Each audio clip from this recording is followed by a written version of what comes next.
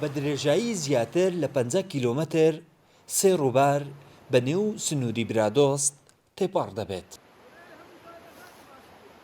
ئەم ڕووبارانە شوێنێکی گرنگی سامانی ماسین، بەڵام بەهۆی چاودێری نەکردن و پاراستنیان سامانی ماسی بەرەو لە نێوچوون دەچێت. و کارەبا و تیئێتی و فڵان و ئەوانە نەبوو. بەس پاش 2011 ئەوانە ئیدی خەڵکە پەعام لێ هەستا و کۆتەیان یعنی ئەتوانن ببێ ماسییان قڕ کرد. بەرە سامانی ماسی بەرەو لە ناوچوونە. ڕاوکردن لە ڕووبار و دەریاچەکان زیادی کردووە. لە ساڵانی ڕابردوو ئەم گۆمانە لە ڕووبارەکانی برادۆست پڕ بوون لە سامانی ماسی، بەڵام چەند ساڵێکە بەهۆی چاودێری نەکردن و بەکارهێنانی تێنتی و دەرمان و کارەبا وای کردووە لەم ڕووبارانە سامانی ماسی بەرەو لە ناوچوون بچێت.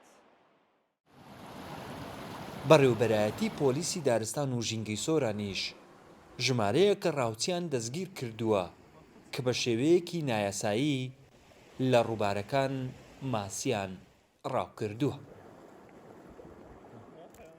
تاکو ئێستا 9 کەسمان دەستگیر کردوون لەسەر ڕاوکردنی ماسی بە شیوەی غێر یاسایی کە ئەوانە هەستاینە و تاوانبارانە هەستان بە شێوازی بەکارهێنانی ماتۆری کەهرەبا و یاخود دەرمان.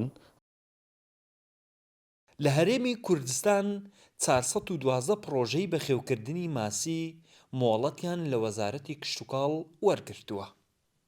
زیاتر لە 1000 پرۆژەی دیکە و حەوزی ماسیش هەن کە بەبێ مۆڵات کار دەکەن. بەرهەمی ناوخۆی ماسی ساڵانە نزیکەی 8000 تۆنە و سەتاشێستی پێداویستی ناوخۆیش پڕ دەکاتەوە.